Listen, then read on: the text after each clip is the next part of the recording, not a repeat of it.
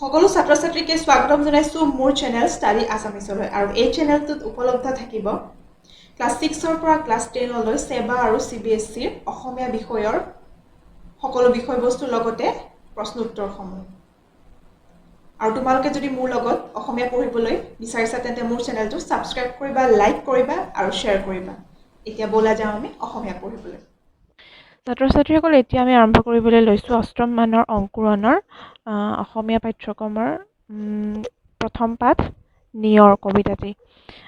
প্ৰথমতে কৈছে ইয়াত প্ৰকৃতিৰ ৰূপ বৈচিত্ৰ্যই মানুহৰ মনলৈ কঢ়িয়াই আনে অনাবিল সুখ। প্ৰতিটো পুৱাই আমাৰ অজানিতে দি যায় আশাৰ বতৰা। এই বৰ্ণময় বাৰ্তাৰ অন্যতম বাহক হ'ল নিয়ৰ। মুকুতা সদৃশ নিয়ৰ কণাবোৰ ঘাঁহ বনৰ ওপৰত কাহিলি পোৱাতে জিলিকি থকা দেখিলে আমাৰ মনলৈ নানা ভাৱ অহাটোৱেই স্বাভাৱিক। ফটিক পানীৰে ধোৱা এই নিয়ৰৰ কণাবোৰ যেন নিশাৰ আকাশৰ পৰা সৰি পৰা তৰাৰ এক অনবদ্য ৰূপ। কবিৰ কল্পনাত নিয়ৰৰ নিত্যৰতা পৃথিৱীৰ ডিঙিৰ পৰা ছিগি পৰা একোটি মণি অথবা পুৱাৰ পোহৰত সেমেকি উঠা একো টোপাল চকু পানী। ইয়াত কবিয়ে কবিতাটোৰ জৰিয়তে পৃথিৱীৰ মানে প্ৰকৃতিৰ এটি সুন্দৰ বৰ্ণনা বৈচিত্ৰ্যময় বৰ্ণনা কৰিছে আৰু সেই নিয়ৰৰ টোপালটো কবিৰ বাবে কিমান মূল্যৱান সেইটোৱে কবিয়ে এই কবিতাটিৰ জৰিয়তে ক'বলৈ বিচাৰিছে। প্ৰথম লাইনটো চোৱা, কবিতাটো এবাৰ মই পঢ়ি দিছোঁ। মুকুতা মণিটি পাহিত জিলিকে ফটিক পানীত ধোৱা, নিশাৰ তৰা এটি সৰিয়েহে আছে সৰগত টোপনি যোৱা। নিজম আকাশৰ নিচুক কথাটি হিয়াত থৈছে সাঁচি, কোন কাহানিৰ সপোন দেখিছে, কোনে হাঁহিছিল নাচি।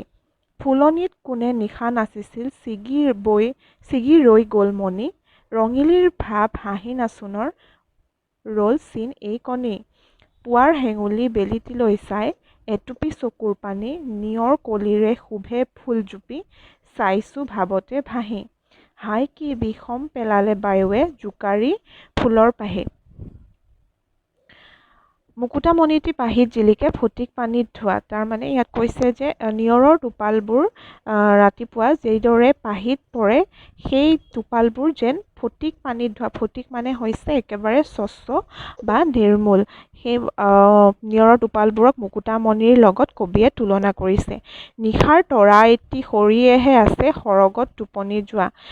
নিশাৰ তৰাটো যোনটো, নিশাৰ তৰাটোৰ লগত কবিয়ে নিয়ৰৰ টোপালটোক মানে নিয়ৰৰ টোপালৰ লগত তুলনা কৰিছে। ইয়াত বিভিন্ন ধৰণে কবিতাটিত কবিয়ে বিভিন্ন ধৰণে নিয়ৰৰ টোপালবোৰ কল্পনা কৰিছে তেওঁৰ নিজস্ব ভাষাৰে। নিশাৰ তৰা এটি সৰিয়েহে আছে সৰগত টোপনি যোৱা, যেন নিশাৰ তৰাটো সৰগত টোপনি গৈ থকা অৱস্থাৰ পৰা যেন আহি সৰি পৰিছে পৃথিৱীত। নিজম আকাশৰ নিচুক কথাটি হিয়াত থৈছে সাঁচি, কোন কাহানিৰ সপোন দেখিছে, কোনে হাঁহিছিল নাচি। নিজম মানে হৈছে নিস্তব্ধ এখন আকাশৰ নিচুক কথাটি হিয়াত সাঁচি থৈ যেন কোনোবা নৰ্তকীয়ে সপোন দেখিছে, হাঁহিছে আৰু নাচিছে। ফুলনিত কোনে নিশা নাচিছিল, ছিগি ৰৈ গ'ল মণি। এই নৰ্তকীয়ে নচাৰ বাবে, ফুলনিত নচাৰ বাবে তেওঁৰ ডিঙিৰ পৰা মণি ছিগি ৰৈ গ'ল আৰু এই মণি হৈছে নিয়ৰৰ টোপালবোৰৰ কথা কবিয়ে ক'বলৈ বিচাৰিছে। ৰঙিলীৰ ভাৱ হাঁহি নাচোনৰ ৰ'ল চিন এই কণী। ৰঙিলীৰ হাঁহি নাচোনৰ যি আনন্দত আত্মহাৰা হৈ ৰঙিলীয়ে নাচিছিলে, নৰ্তকীৰ কথা কৈছে, সেই চিন ৰৈ গ'ল। পুৱাৰ হেঙুলি বেলিটিলৈ চাই এটুপি চকুৰ পানী। কবিৰ কাৰণে নিয়ৰৰ টোপালবোৰ যেন পুৱাৰ এটুপি চকুৰ পানী। নিয়ৰ কলিৰে শোভে ফুলজুপি, চাইছোঁ ভাৱতে ভাহি। কবিয়ে এনে ভাৱত বিভোৰ হৈ পেলাই নিয়ৰৰ মানে টোপালবোৰ ফুলত পৰি থকা চাই আছে। তেনেতে কবিৰ কি হ'ল সেই অৱস্থাতে, হাই কি বিষম পেলালে বায়ুৱে, বিষম মানে হৈছে বেয়া, হাই কি বিষম পেলালে বায়ুৱে জোকাৰি ফুলৰ পাহি। তেনেদৰে ঠিক সেই সময়তে চাই থাকোঁতেই ফুলৰ পাহিখিনি চাই থাকোঁতে বতাহ এজাকে আহি ফুলৰ পাহিবোৰ জোকাৰি সেই সৌন্দৰ্যবোধ নিঃশেষ কৰি পেলালে। এই হৈছে কবিতাটিৰ বিষয়বস্তু আৰু ইয়াৰ কবি হৈছে চন্দ্ৰকুমাৰ আগৰৱালা। এতিয়া চোৱা কবিৰ পৰিচয়। চন্দ্ৰকুমাৰ আগৰৱালাৰ পৰিচয়। তেওঁৰ জন্ম হৈছিলে 1867 চনত আৰু মৃত্যু হৈছিল 1938 চনত। এইখিনি খুব ভালদৰে মন কৰিবা। অসমীয়া সাহিত্যলৈ ৰোমান্টিক সাহিত্যৰ ঢল বোৱাই অনা কবিসকলৰ ভিতৰত চন্দ্ৰকুমাৰ আগৰৱালা অন্যতম। ৰোমান্টিক সাহিত্যৰ তেওঁ এজন কবি আছিলে, তেওঁ অন্যতম। তেখেতৰ শ্ৰেষ্ঠ কবিতা পুথি হ'ল প্ৰতিমা, সেইবাবে তেখেতক প্ৰতিমাৰ খনিকৰ বোলা হয়।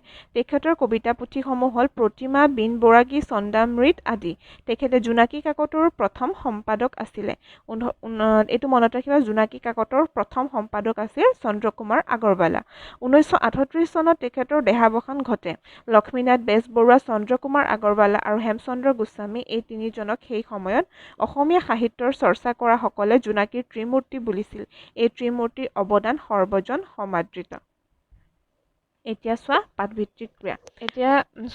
পাঠভিত্তিক ক্ৰিয়া 1 নম্বৰ, কবিতাটো শুদ্ধ আৰু স্পষ্টকৈ পঢ়া আৰু আবৃত্তি কৰা। কবিতাটো তোমালোকে শুদ্ধকৈ শুদ্ধ উচ্চাৰণেৰে পঢ়িবা আৰু আবৃত্তি কৰি স্কুলত দেখুৱাবা। 2 নম্বৰ, উত্তৰ দিয়া। মুকুতা মণিটি কি বুলি কবিয়ে কিহক বুজাইছে? এতিয়া কুৱেশ্যন এনচাৰখিনি আমি আলোচনা কৰোঁ আহা। ক নম্বৰ প্ৰশ্নটো চোৱা, মুকুতা মণিটি বুলি কবিয়ে কিহক বুজাইছে? মুকুতা মণিটি বুলি কবিয়ে নিয়ৰ কণাবোৰক বুজাইছে। নিয়ৰক কবিয়ে কাৰ লগত তুলনা কৰিছে? উত্তৰ, নিয়ৰক কবিয়ে মুকুতা মণি আৰু নিশাৰ আকাশৰ তৰা এটিৰ লগত তুলনা কৰিছে। গ নম্বৰটো, নিয়ৰে হিয়াত কি সাঁচি থোৱাৰ কথা কৈছে? উত্তৰ, নিয়ৰে হিয়াত নিচুক কথাটি সাঁচি থোৱাৰ কথা কৈছে। ফুলনিত কি ছিগি ৰৈ গ'ল? উত্তৰ, ফুলনিত মণি ছিগি ৰৈ গ'ল। ঙ নম্বৰ, কবিয়ে কি সৰি থকাৰ কথা কৈছে? কবিয়ে নিশাৰ তৰা এটি সৰি থকাৰ কথা কৈছে। 3 নম্বৰ, কবিতাটিৰ মূলভাৱ চমুকৈ লিখা। উত্তৰ, কবি চন্দ্ৰকুমাৰ আগৰৱালাদেৱে নিয়ৰ কবিতাটিত প্ৰকৃতিৰ এক শোভাৰ কথা বৰ্ণনা কৰিছে সাধাৰণ এটি নিয়ৰৰ টোপালৰ জৰিয়তে। কবিৰ কল্পনাত কাহিলি পুৱাতে ঘাঁহ বনৰ ওপৰত পৰি থকা নিয়ৰৰ টোপালবোৰ যেন একোটা মুকুতা, আৰু সেই মুকুতা অতি পৰিষ্কাৰ পানীত ধোৱা বুলি কবিয়ে কৈছে। আকৌ কবিয়ে ভাবিছে যে নিশাৰ আকাশৰ তৰাৰ দৰে যেন নিয়ৰৰ টোপালবোৰ সৰগৰ পৰা সৰি পৰিছে। কবিয়ে কল্পনা কৰিছে নিজাম আকাশ অৰ্থাৎ নিজান ৰাতিৰ আকাশৰ তলত কোনোবাই যেন হৃদয়ত সাঁচি ৰখা সপোন লৈ আনন্দত হাঁহি ধেমালিৰে নাচিছে, আৰু ৰঙিলীৰ হাঁহি নাচোনৰ বাবেই ডিঙিৰ পৰা মণি ছিগি ফুলনিত পৰিছিল, নাইবা ৰাতিপুৱা উদয় হোৱা ৰঙা বেলিটিলৈ চাই টোকা এটোপাল চকুৰ পানী যেন এই নিয়ৰৰ কণাটো। কবিয়ে ভাৱত বিভোৰ হৈ ফুলত পৰি থকা নিয়ৰৰ কণাবোৰ শোভা চাই থকা সময়তে বতাহে আহি ফুলজোপাৰ পাহিবোৰ লৰাই সৌন্দৰ্য নিঃশেষ কৰিলে। এয়ে হৈছে কবিতাটিৰ মূলভাৱ। 4 নম্বৰ চোৱা, শব্দ সম্ভাৰ আৰু অভিধান চাই তলৰ শব্দবোৰৰ অৰ্থ লিখা। ফটিক, স্বচ্ছ বা নিৰ্মল। শোভে, সৌন্দৰ্য প্ৰকাশ কৰে। হেঙুলি, হেঙুলৰ নিচিনা ৰঙা। নিজম, নিঃশব্দ, নিস্তব্ধ। নিচুক, কান্দোন এৰি শান্ত হোৱা। 5 নম্বৰটো চোৱা, প্ৰসংগ সংগতি দৰ্শাই ব্যাখ্যা কৰা। নিজাম আকাশৰ নিচুক কথাটি হিয়াত থৈছে সাঁচি, কোন কাহানিৰ সপোন দেখিছে, কোনে হাঁহিছিল নাচি। উত্তৰ, উক্ত কবিতাফাকি আমাৰ অংকুৰণ পাঠ্যপুথিৰ অন্তৰ্গত চন্দ্ৰকুমাৰ আগৰৱালাদেৱৰ দ্বাৰা ৰচিত নিয়ৰ কবিতাটিৰ পৰা তুলি দিয়া হৈছে। কবিতাফাকিত এটা নিয়ৰ কণাৰ সৌন্দৰ্যৰ বিষয়ে কবলৈ গৈ উক্ত কবিতাফাকি অৱতাৰণা কৰিছে। কবিয়ে কবিতাটোত নিয়ৰৰ কণাবোৰক বিভিন্ন ধৰণে কল্পনা কৰিছে। নিজান আকাশৰ নিচুক কথা এটি হিয়াত সাঁচি থৈ কোনোবা নৰ্তকীয়ে আহি আনন্দত আত্মহাৰা হৈ নাচোতে ডিঙিৰ মণি সৰি পৰিল। এই মণি কবিয়ে নিয়ৰ টোপালবোৰৰ লগত তুলনা কৰিছে। নিয়ৰৰ টোপাল কবিৰ বাবে মুকুতা মণিৰ দৰে মূল্যৱান আৰু অতিকৈ সৌন্দৰ্যবৰ্ধক। 5 নম্বৰটো আমি পঢ়িলোঁ। এতিয়া চোৱা 6 নম্বৰ, পাঠৰ পৰা অন্ত্যমিল থকা শব্দবোৰ লিখা। অন্ত্যমিল মানে হৈছে শেষৰটি শব্দ, শেষৰটি মানে আখৰ। উদাহৰণ আছে এটা, ধোঁৱা, যোৱা। তেনেদৰে পাঠৰ পৰা বাছি উলিওৱা হৈছে সাঁচি, নাচি, মণি, কণি, ভাহি, পাহি। 7 নম্বৰ চোৱা, উল্লেখিত শব্দবোৰৰ সমাৰ্থক শব্দ লিখা। সমাৰ্থক শব্দ মানে জানাই সকলোৱে একে অৰ্থ বুজোৱা শব্দ। টোপনি মানে হৈছে নিদ্ৰা, নিশা, ৰাত্ৰি, বেলি, সূৰ্য, সপোন, স্বপ্ন, পানী, জল, আকাশ, গগন, ফুল, পুষ্প, চকু, নয়ন। 8 নম্বৰ চোৱা, বিপৰীত অৰ্থ বুজোৱা শব্দ লিখা।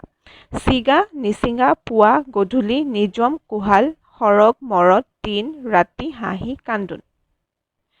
এতিয়া চোৱা 9 নম্বৰ বাক্য ৰচনা কৰা। মুকুতা, নিয়ৰৰ কণাবোৰ মুকুতা সদৃশ। পাহি, ফুলৰ পাহিবোৰ বতাহত সৰি পৰিছে। শুভে, নিয়ৰৰ কণাবোৰে ঘাঁহ বনবোৰৰ শোভা বঢ়াইছে। নিচুক, বহু সময়ৰ পিছত ল'ৰাটো নিচুক হৈছে। ফুলজুপি, ফুলজুপি বৰ ধুনীয়া। ফটিক, নিয়ৰৰ কণাবোৰ ফটিক পানীত ধোৱাৰ দৰে হৈ থাকে। 12 নম্বৰ চোৱা, এটা শব্দত প্ৰকাশ কৰা। যি আনৰ উন্নতি দেখিব নোৱাৰে, চকু চৰহা। একে মাকৰ সন্তান শহুদৰ। যাৰ ঘৰ বাৰী নাই, অঘৰী। যিজনে ভাল বেয়া বিচাৰ কৰিব নোৱাৰে, অবিবেচক। যি আগে হোৱা নাই, অভূতপূৰ্ব। 13 নম্বৰ বাক্য ৰচনা কৰা। তৰা নৰা ছিগি, বৰষুণ অহাৰ আগজাননী পাই সি তৰা নৰা ছিঙি ঘৰ পালেগৈ। আকাশত চাং পতা, সি কাম বন নকৰি আকাশত চাং পতাৰ কথা ভাবিছে। পানীৰ তলৰ কাঁইট, পানীৰ তলৰ কাঁইটে মানুহক জীৱনত বিপদত পেলায়। কথা চহকী, কথা চহকী লোকক কোনেও ভাল নাপায়। হিয়াৰ আমঠু, তাই মাক দেউতাকৰ হিয়াৰ আমঠু। অলিক সপোন, তেওঁ মিছাতে অলিক সপোন দেখি সময় নষ্ট কৰিলে। চকু চৰহা, চকু চৰহা মানুহ সকলোৰে অপ্ৰিয়। এতিয়া জানো আহা। ফুলনিত কোনে নিশা নাচিছিল, ছিগি ৰৈ গ'ল মনে। ছিগি, ইয়াৰ ছিগি অৰ্থটো হয় আপোনা আপুনি ছিগি যোৱা, আনে ইচ্ছা বা জোৰ কৰি ছিঙি থৈ যোৱা নহয়। যদি বস্তুটো আপোনা আপুনি নিজে নিজে নষ্ট হয়, সেইটো ছিগি যোৱা বুলি কয়। আৰু যদি বেলেগে কৰে তেতিয়াহ'লে ছিঙি বুলি বুজায়। উঙ, ছিঙি, ইয়াত দিছে 2 বা অধিক খণ্ড বা টুকুৰা কৰি বেলেগ কৰা। যেনে কেঁচুৱাটোৱে মাকৰ ডিঙিৰ মালাধাৰী ছিঙি পেলালে। মানে এটাতকৈ যদি অধিক টুকুৰা কৰে তেতিয়াহ'লে সেইটো ছিঙি গ'ল। বা এটা বস্তুৱে যদি ছিঙি গৈছে তেতিয়াহ'লে সেইটো হ'ব ছিগি। ভাগিৰ অৰ্থ আপোনা আপুনি ভাগি যোৱা, আৰু ভাঙি মানে অইন কাৰক বা আনে দুখৰ কৰা। ভাঙি মানে হৈছে আনে দুখৰা কৰি পেলোৱা, আনে কাটি পেলোৱা। যেনে ভাগি গ'ল বিনখনি, ছিগি গ'ল তাৰ, ৰৈ গ'ল অৱশেষ অমিয়া জোকাৰ। ভাং, ভাং, ভাং, লোহাৰ শিকলি ভাং, চিং, চিং, চিং, দাসৰ বান্ধোন চিং। ইয়াত বুজাই দিলে ভাগি আৰু ছিগি, ভাঙি ভাগি আৰু ছিগি আৰু ছিঙি কেনেকৈ ব্যৱহাৰ হয়। 14 নম্বৰ চোৱা, তলৰ বাক্যকেইটিৰ খালী ঠাইত অৰ্থৰ লগত সংগতি ৰাখি ভাগি, ভাঙি, ছিগি, ছিঙি বহুৱাই পূৰ কৰা। মেৰামতি নকৰা বাবে জহি খহি ঘৰটো ভাগি গ'ল। ইয়াত ঘৰটো নিজে নিজে ভাগি গৈছে। ধুমুহাই ঘৰটো ভাঙি পেলালে, মানে ধুমুহাই ভাঙিলে। পুৰণি হোৱা বাবে ৰছীডাল ছিগি গ'ল। পুৰণি হোৱা বাবে ৰছীডাল আপোনা আপুনি ছিঙি গ'ল। জোৰকৈ টনা-আজোৰা কৰা বাবে ৰছীডাল ছিঙি গ'ল। বেলেগে কৰাৰ বাবে ছিঙি থাকিলে। এবছৰ নৌ হওঁতে মথাউৰিটো ভাগি গ'ল, নিজে নিজে ভাগি গৈছে। বানপানীয়ে মথাউৰিটো ভাঙি পেলালে, মানে বানপানীয়েহে মথাউৰিটো ভাঙি পেলালে। ছাত্ৰ ছাত্ৰীসকল, নিয়ৰৰ প্ৰশ্ন উত্তৰখিনি এইখিনিয়ে আছিলে। নিশ্চয় বুজি পালে। আৰু যদি কিবা বুজি পোৱা নাই তেতিয়াহ'লে মোক কমেণ্ট বক্সত কমেণ্ট কৰি সুধিবা, মই নিশ্চয় বুজাই দিম। আৰু মোৰ চেনেলটো ছাবস্ক্ৰাইব কৰিবলৈ নাপাহৰিবা। আজিলৈ ইমানেই, ধন্যবাদ।